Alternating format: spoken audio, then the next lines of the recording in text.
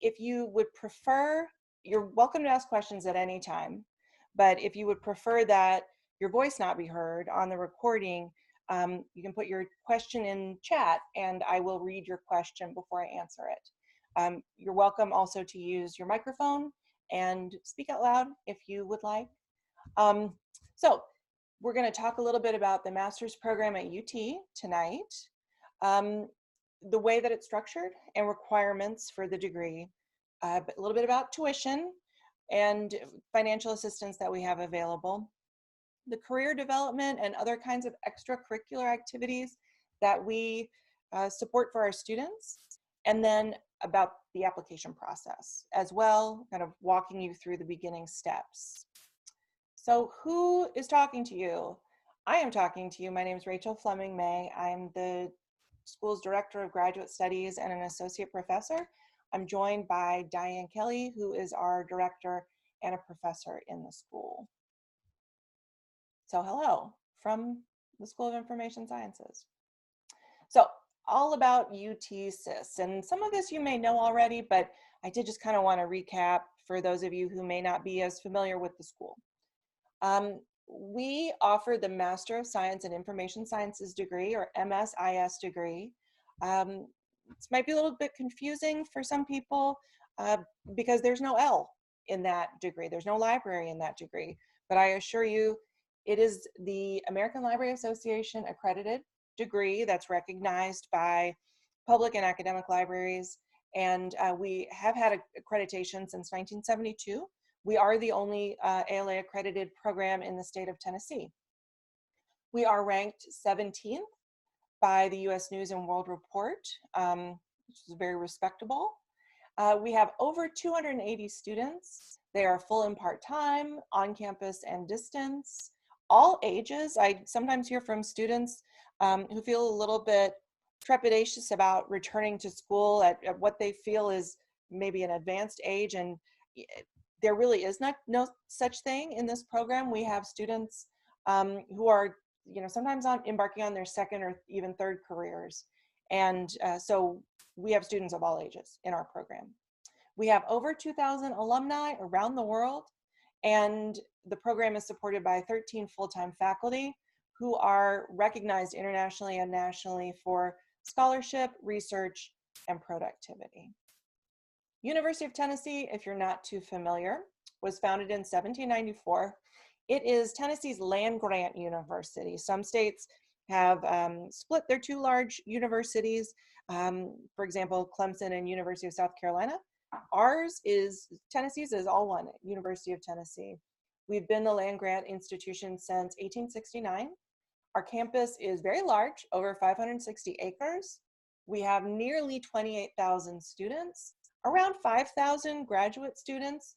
Of course, the largest number of students are undergraduates, and over 1,700 instructional faculty at the university.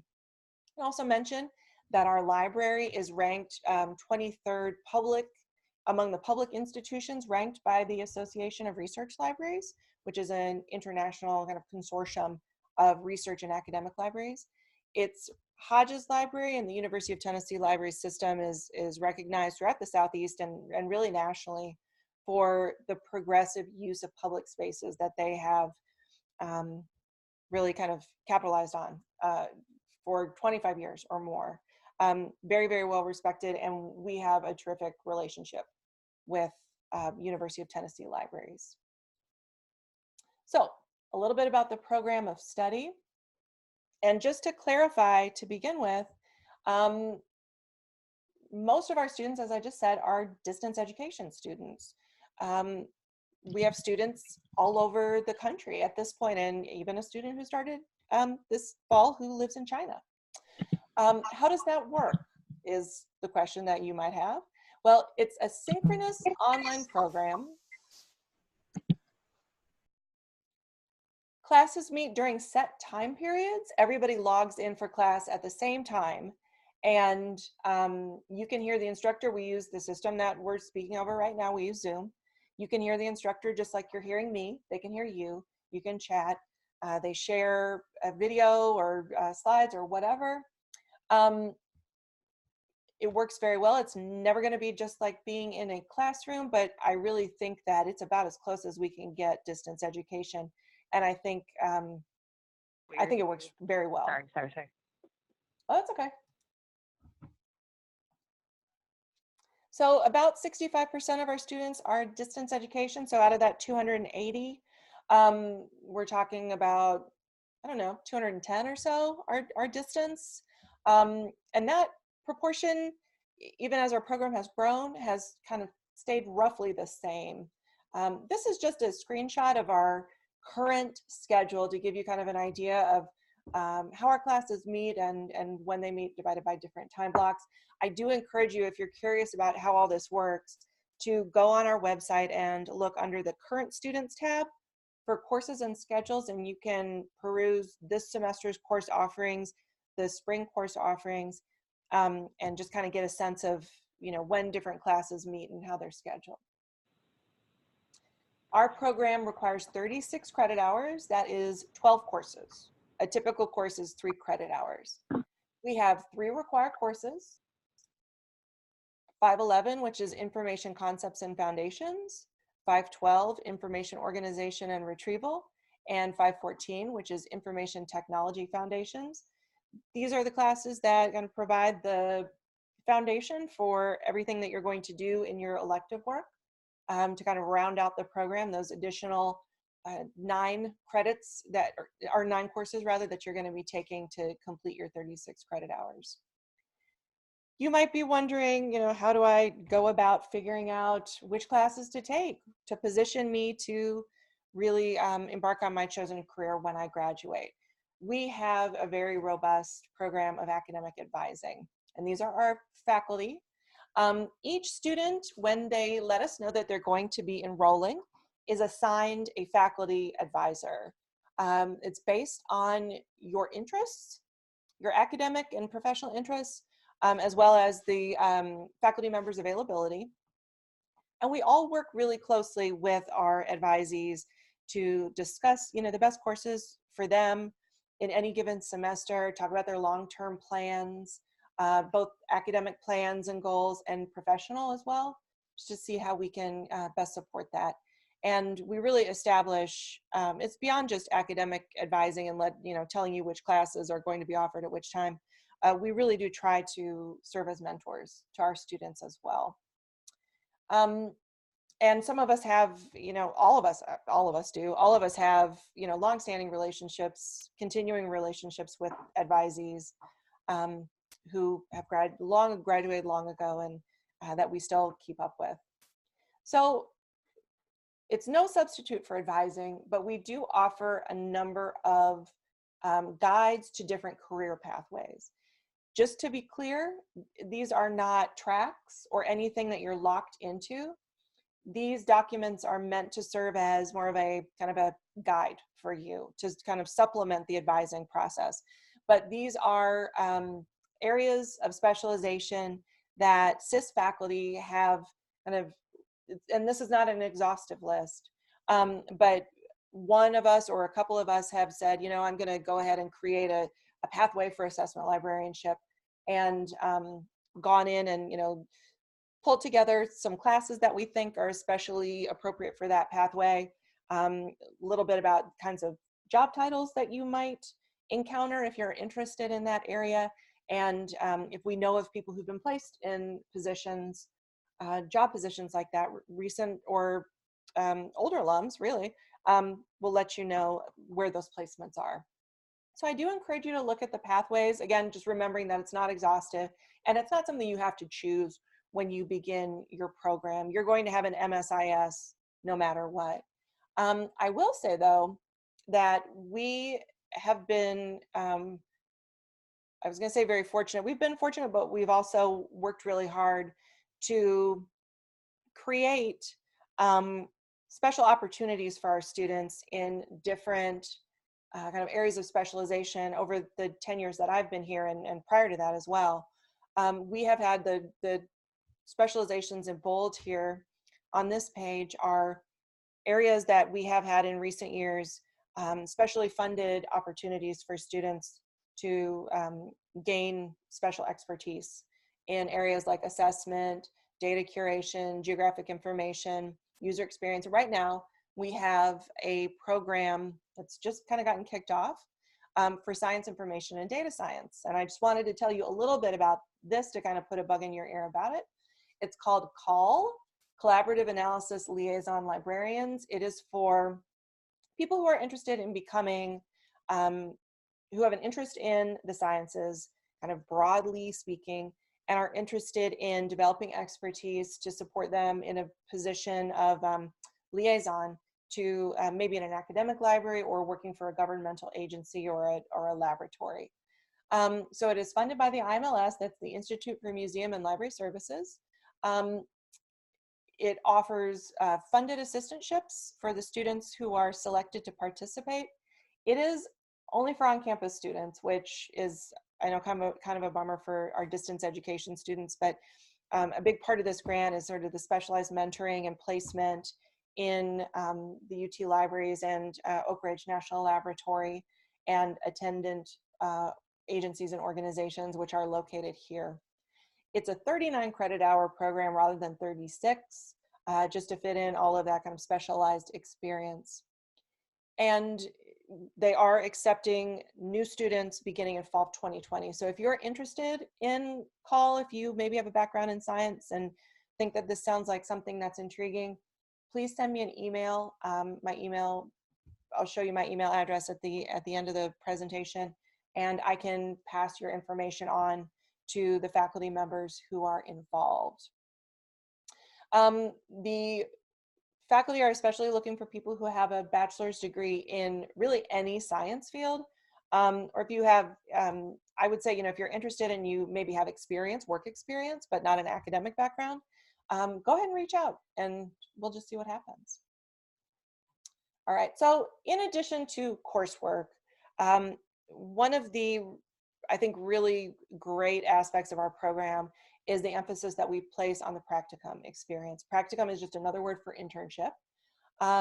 Dr. Kelly actually is our practicum coordinator, and she works really hard to place students in practicum experiences where they're really going to be able to kind of maximize their development professionally. It's not a requirement, but it is strongly encouraged. And I actually just yesterday went and did a little brown bag for the librarians at University of Tennessee Libraries about the practicum, and for people who are interested in hosting a practicum placement, and about 20 of them showed up. So there's a very high level of engagement with our practicum students on the part of professionals in the field. You also might be thinking, well, I don't live in Knoxville. How does this help me? We're able to place people in practica in a wide variety of geographic areas. So you're certainly not limited by your geographic location. We can reach out, and help you to get placed in a practicum wherever you are. All right, so in addition to the formal coursework, and that's just a very small snapshot of the coursework that we offer, we do have a number of opportunities that we make available for students and that students make available for each other to develop extracurricularly and in terms of career readiness. This is a professional program. People enroll in this program because they're interested in being employed when they get out. So we really try to emphasize that as well. We host lectures and events. We really work hard to kind of normalize the experience between our student groups. So any lecture that we have, unless it's kind of extraordinary circumstances, we make available to our distance education students as well, either live streaming or if it's not available for live streaming, we'll make a recording available, but typically we do live stream our lectures and special events. Last year and the year before, Dr. Kelly and a couple other faculty and staff have taken students on a field trip. The first year they went to Nashville and visited a variety of libraries and information agencies. Last year they went to Chattanooga for the Tennessee Library Association conference.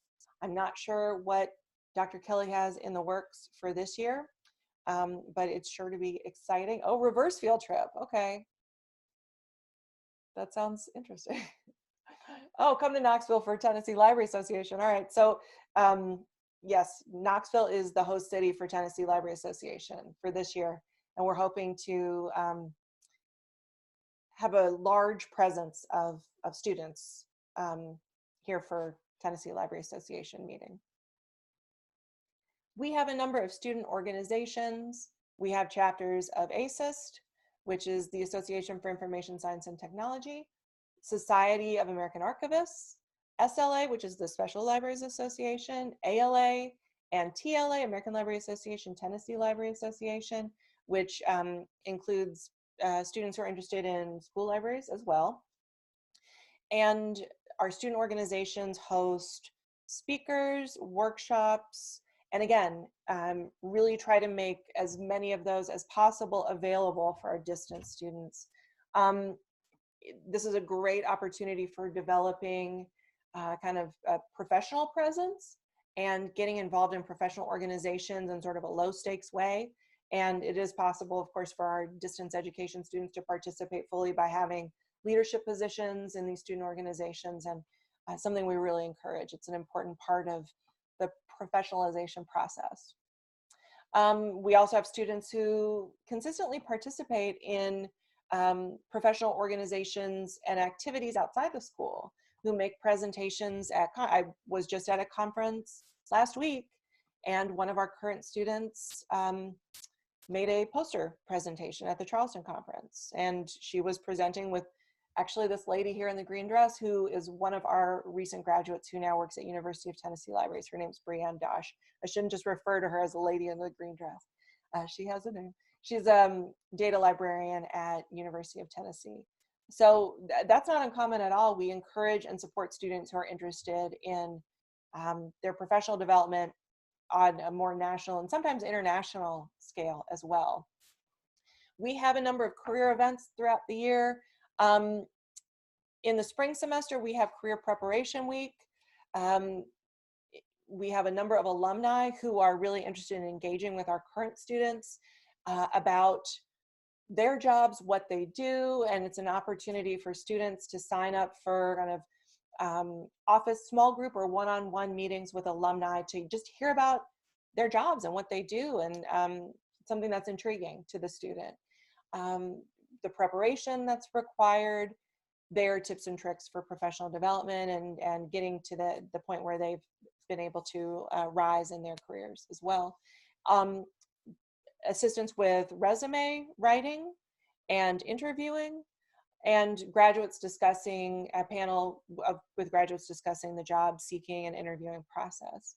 In the fall semester, we have a Career Exploration Week, which is a little bit more broad, but it's something that we really put a lot of time, effort, and energy into developing and really helping our students get ready for the job market. So if you may not have thought about earning a master's degree before you saw the notice for this webinar, and you may still be unsure if you really need or want to get one, of course, I think it's a great idea, but just to give you a little bit more information about why I think it's a great idea, and why it's a great idea to get a master's degree with us. So as far as professional development is concerned, such a great idea, incredibly great idea. There are so many things that you can do with this degree. Even if you're working in a library now, and you may be thinking, you're like, I'm not sure if I want to work in a library for the rest of my life. Maybe this is not the greatest idea, and maybe a master's isn't perfect for me. Really, the skills that you gain, skills and knowledge that you gain in a master's program like ours are transferable to many different types of settings, not just libraries and not just places that have information in their name. In our program, in a master's program in LIS, you learn about information, how it behaves, how people interact with it, how you organize it, how you retrieve it effectively. And those are skills, and that's just a very small bit of what you learn, but those are skills that are really applicable in any setting. We have graduates who work in kind of traditional library settings in like information and reference services, but also people who work in systems, Growing area of focus for a lot of our students is user experience and human-computer interaction, really learning how to maximize the usability of things like web pages and other types of online tools, working in electronic publishing, information architecture, different systems for structuring collections of information, web development and web design, and again, more traditional areas, maybe in a public library or in a school library. You can earn, through our program, the master's degree with teaching licensure and school library endorsement for the state of Tennessee. And you can do all of those things as a distance education student. It's depending on the state where you live. A lot of states recognize Tennessee licensure, not all of them, but that would be something, that's a bridge to cross later, but that is a possibility for you to be aware of. So as far as why University of Tennessee's School of Information Sciences, we have an excellent retention and graduation rate. This data is actually based on our program prior to our scaling it back to 36 credit hours from 42. So these numbers would actually even be better now, theoretically, because we require 2 fewer classes to graduate than we did at the time that this data was collected. But between the year 2010 and 2015, we had an 84% retention rate. That's the number of students who, percentage of the students who start the program and stay in the program. Students are required by the graduate school to complete a degree, graduate degree, in 6 years. Of course, if something happens, you have a health issue or some other reason that you need to take a leave of absence and kind of stop that clock, you can. I have an asterisk there because that's not a hard, I mean, it's a rule, but it's a rule with an asterisk. We could just say that. You can be a full-time student, that's 9 credit hours or more per semester, or part-time, that's 3 or 6 credit hours per semester, so 1 or 2 classes is part-time. I have students who take 1 class a semester and kind of chip away at it until they graduate, and they are able to graduate within that time frame specified by the graduate school, just taking 1 class at a time.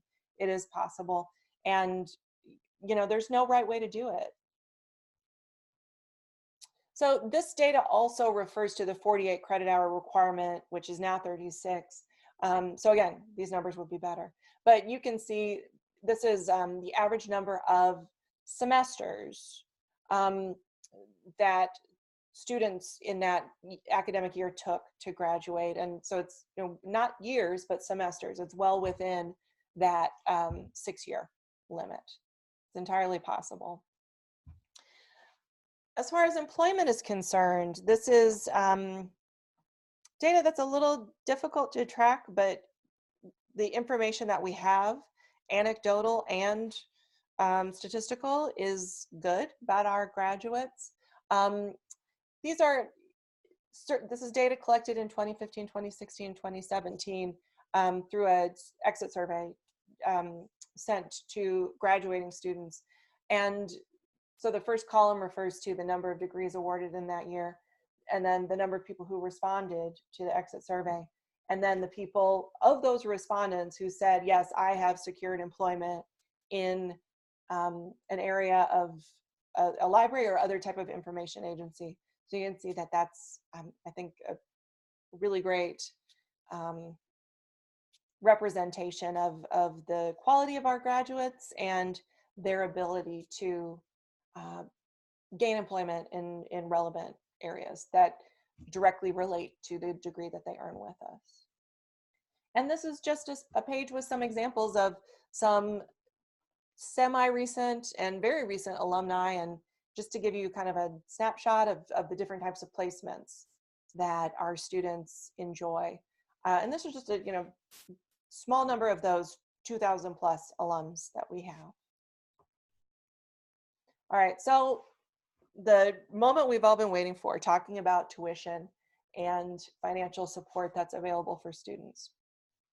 So before I show you these numbers, I want to emphasize that the tuition I'm about to show you is for the entirety of the program. It's not just for 1 year. This is everything that, all the tuition and fees for the 36 credit hour program. One thing that's kind of cool is just not kind of cool, it's extremely cool.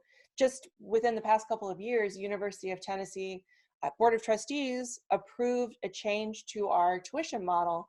So rather than distant students outside of the academic common market states of Arkansas, Delaware, Virginia, and West Virginia, and then of course Tennessee is an in-state, for in-state residents, any distance education student pays distance education tuition, which is very close to what in-state and other academic common market students pay. And this is over, it's a very small difference, and just over the course of the program. So actually our tuition for people who live outside of those academic common market states in the state of Tennessee is often less expensive now than in-state tuition would be within that person's state. So very reasonable, and you're getting a very high quality education for that. Now, we do have some scholarships and we do offer some financial assistance for students. We really work hard to maximize those opportunities for our students by taking advantage of, for lack of a better phrase,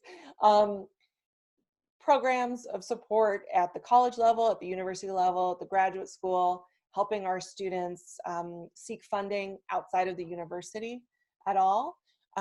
We awarded 62 scholarships last year. Those aren't scholarships that cover the entirety of tuition, but provide support to varying degrees. We have 17 graduate teaching assistantships in the department that we awarded last year. Those are positions that many of them are open only to on-campus students or local students. It's also possible to be a distance education student and live in the Knoxville area. But some of them are open to distance education students, just a smaller number. We also have 2 fellowships with Oak Ridge National Lab. Those are brand new. Also with the Spallation Neutron Source, we have a fellowship with them that just started this year as well. And it's been really exciting to see some of these new opportunities pop up for our students. We did also have 4 students. These are the students here at the bottom of the screen who were selected for fellowships from the graduate school, varying degrees of financial assistance for them. We do also award travel scholarships for students who are interested in participating professionally. So support to help you travel to a conference and pay that registration and for your housing. Just because we think it's really important for our students to become involved and experience that type of professional development as well. So admissions and application procedures. And I should say that this is outside of federal financial aid, which of course is an option as well. When you're applying, we encourage everyone to complete their federal financial aid applications to see what kind of support they can get that way too. So admissions and application procedures. What are our requirements for admissions? Well, we do require that you have a bachelor's degree because it's a master's degree program, but your bachelor's can be in any academic field. You can have any major, as long as it's a BA, BS degree, BFA.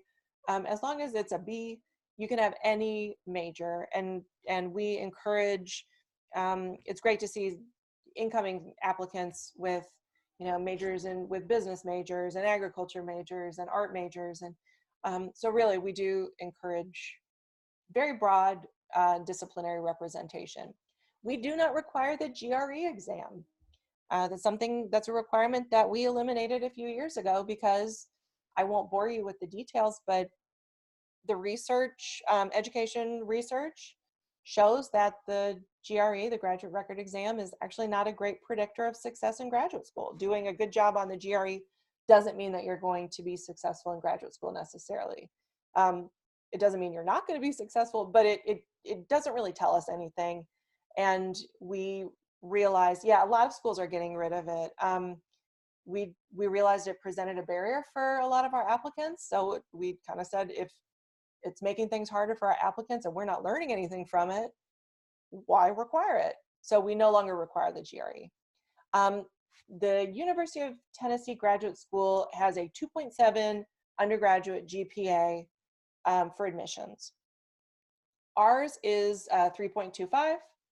I think it's great too, Mallory. I'm still thrilled about it. It's been like 4 years and I still can't stop talking about it. And I would bore you with all the details if you wanted me to. So ours is 3.25 and I have an asterisk here as well.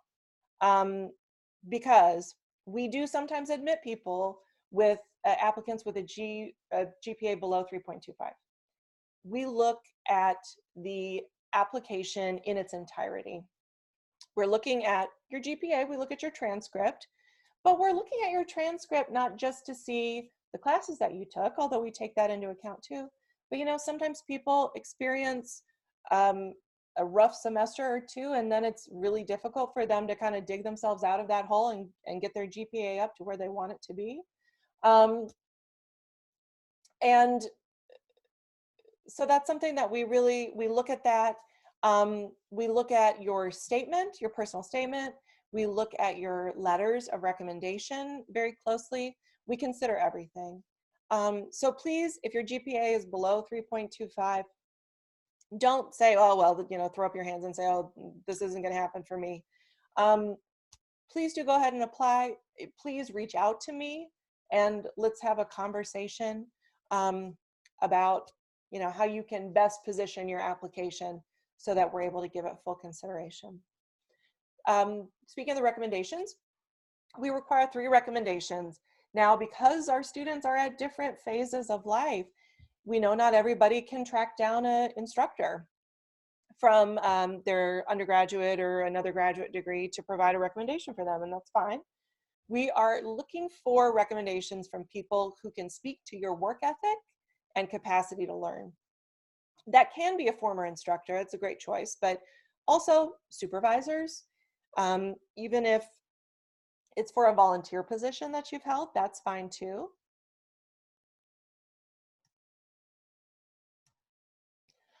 Colleagues as well are a great choice.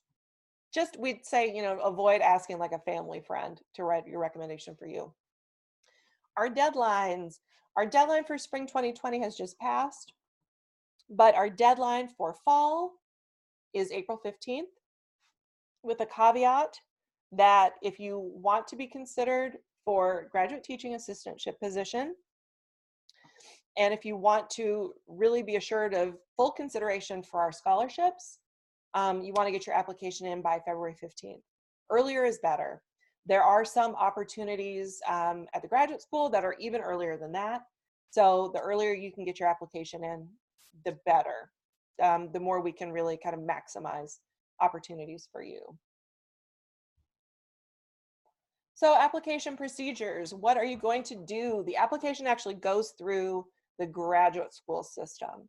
So if you start on our webpage, which looks like this, and click on this little tab that says admissions, and then the link that says admissions and application, it will take you to the application system. You're going to want to click on the button that says start or continue your application. You'll be prompted to set up an account and provide, you know, some personal information, your name, address, all that good stuff, and create an account. That will take you then to the UTK graduate admissions page, where you're going to click on create your account, getting started, and it will walk you through the process of submitting your application. So that is our program and application procedures, admissions, etc. in a nutshell. I promised not to waste your time, and hopefully I haven't. I do want to, Joe Pecor, who's our social media marketing specialist, is here, and he would get angry at me if I didn't tell you to follow us on Facebook, Twitter, Instagram, etc., etc. So please do. And I'm teasing, but so much great content on our social media, and you can learn a lot about the school, about our current students, about alums, about what faculty are doing. even if you're, not going to submit an application until later, go ahead and follow us now, and you can just continue learning about the school. So if you have more questions after tonight, and we do have time for you all to ask some questions now, please email me. My email is very easy to remember. It is rfm, Ralph Frank Mark, @utk.edu. You can also access my scheduler at this URL, and it just prompts you to schedule an interview with, or not an interview, but schedule an appointment with me. And I will give you a call at the time that works for you, or you can come see me in person if you want. We can talk via Zoom like this, if that's best. And if you don't see a time that works for you on my scheduler, just send me an email and we'll set up a time. So do you all have questions for us? Anyone have questions for us? And remember, if you don't want your voice recorded, please put your question in the chat. All right. Will you choose a specialty? Not in a strict sense, unless, and this is with again, an asterisk, if you are interested in doing school libraries, that is most definitely a specialty, especially if you don't have licensure already, if you don't already have a teaching certificate or, teaching license already, because there are so many criteria for earning the master's, the license, and the endorsement, that you really need to kind of start with that from the beginning. But beyond the 3 required courses, you'll work with your advisor to choose the courses, the electives, and other types of experiences that will really position you to be a great candidate when you graduate. But you don't specialize in the sense that you're locked into taking a specific list of classes.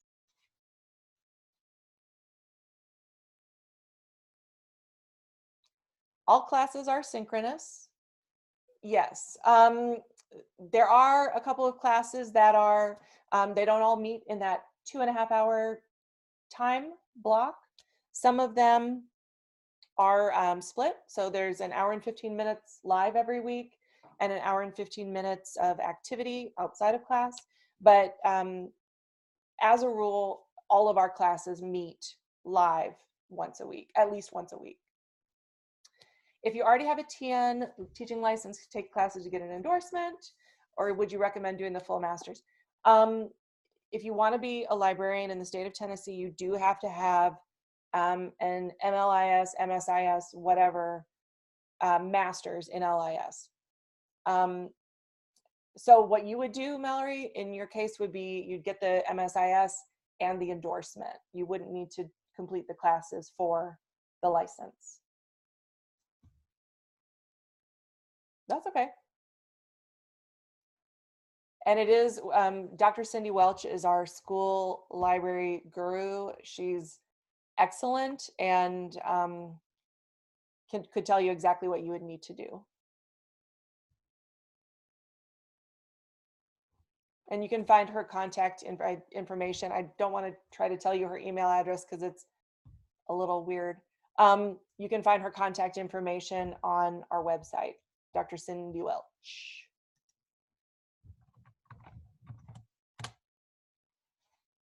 Thank you for asking that, Marie. Yes, we give scholarships to part-time students all the time. Those tend to be, the school scholarships or university. Thank you very much, Dr. Kelly. The school scholarships, some of the college scholarships, you do have to be a full-time student to get the GTA, to be to have a graduate teaching assistantship. But when we, often we award scholarships when students are admitted for the first semester that they start the program. And it doesn't matter if you're going to be a full-time student or a part-time student.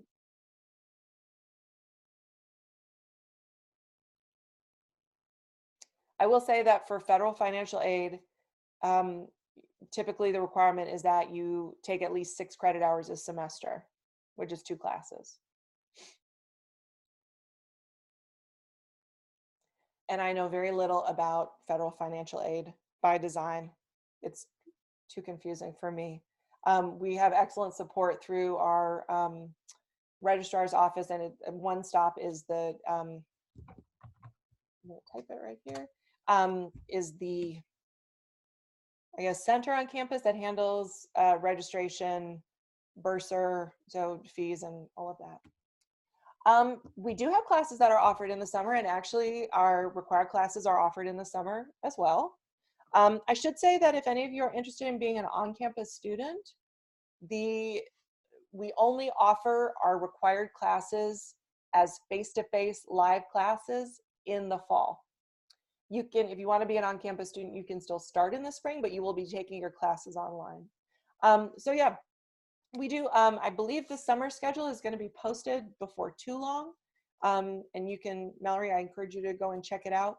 We have our required classes in the summer, and then a number of special topics classes are offered in the summer as well, and then a few of our electives. It is a kind of a streamlined schedule for the summer, not quite as robust as during the fall and spring terms, but we do offer several classes. And it's also a great time as you get a little bit farther into your program to do maybe a practicum or an independent study. But especially for Mallory, if you're thinking about school libraries, we know that teachers, you know, summer is prime time for school, for them to go to school. And so the some of the classes that are required for our school library track are offered every summer. Summer term is 10 weeks as opposed to 15 weeks for the fall and spring. So it is a condensed schedule. There is not a thesis requirement. Thank you for asking that, Marie. No, we do have an exit requirement, which is, it's kind of involved for me to explain it. It's called the Student Learning Collection. Basically, each student just chooses a selection of assignments they've completed over the course of their program, and they explain briefly how those assignments demonstrate their work toward mastering our program objectives. And probably your eyes have glazed over just as I've been talking. It sounds much more complicated than it actually is. It's really something that, it's not a test, or so there is something to complete, but it's something that you can really take care of probably over a weekend. It's not like a thesis that you're working on over 2 terms, or comprehensive exam that you're studying for 6 weeks. We actually did used to require either the thesis, comprehensive exam, or e-portfolio, and we have just eliminated that requirement too. So you're welcome if you're interested in writing a thesis. There still is the opportunity to do that, and we encourage it, but it's not required.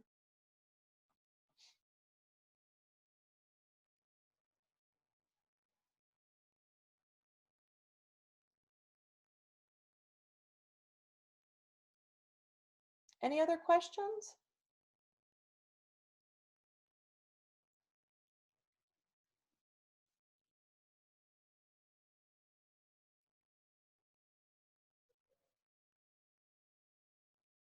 Okay, if not, I thank you very much for joining us.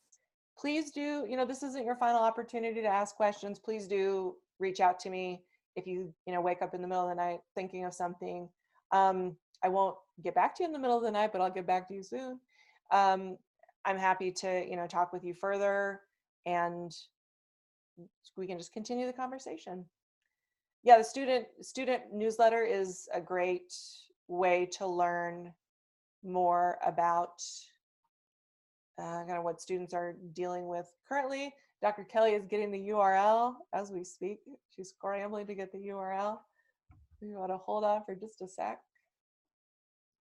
But yeah, that is, Hillary Toon, who's our communication specialist, writes really interesting articles about current students and alums and different events and opportunities. So yeah, I do encourage you to sign up for it if you want to learn a little bit about kind of everyday life in the school.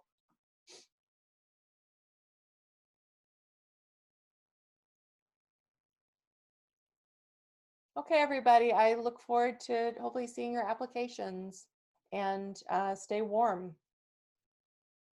Thank you so much for coming.